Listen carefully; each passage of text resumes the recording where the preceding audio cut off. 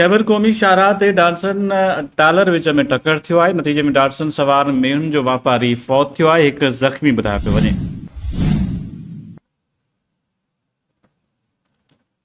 इन हवाले सां वधीक तफ़सील मालूम कंदासीं।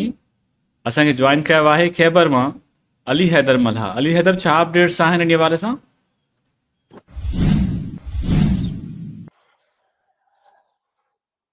जी साजिद, तव्हांखे ॿुधायां त हीउ हादसो ख़ैबर क़ौमी शाहराह ते पेश आयो आहे, जिते डाकसन ऐं ट्रालर विच में टक्कर थियो आहे। नतीजे में डाकसन में सवार मेहन जो वापारी फौत थियो आहे, हिकु जेको आहे ज़ख़्मी थियो आहे। खैबरानी पुलिस इतला ते पहुची ज़ख़्मी ऐं फौतीअ खे खणे तलका अस्पताल मटियारी पहुचायो आहे। तव्हांखे ॿुधायां त ॿिए तरफ़ ज़रियनि खां मालूम थियो आहे त फौती शख़्स जी जेका सुञाणप आहे उहा मोरो शहर जो रहवासी आहे ऐं संदसि नालो जेको आहे अब्दुल हफ़ीज़ तौरु ॿुधायो वियो आहे। जॾहिं त ज़ख़्मी जेका सुञाणप आहे गुलमा ज़रदारी तौरु थी आहे।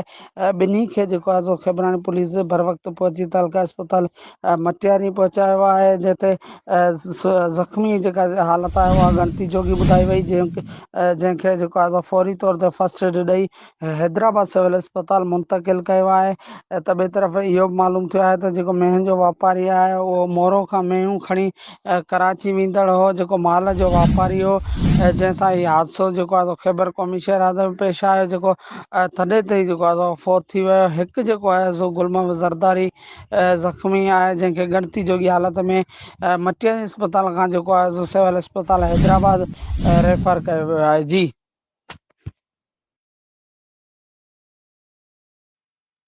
अली हैदर, इहो ॿुधाइजो, छा हुते हिन हादसे वारी हंधि ते जेको आहे ट्रैफ़िक ॿिन्हिनि तरफ़नि खां बंदि आहे? उते इंतिज़ामिया या मोटरवे पुलिस पहुती आहे?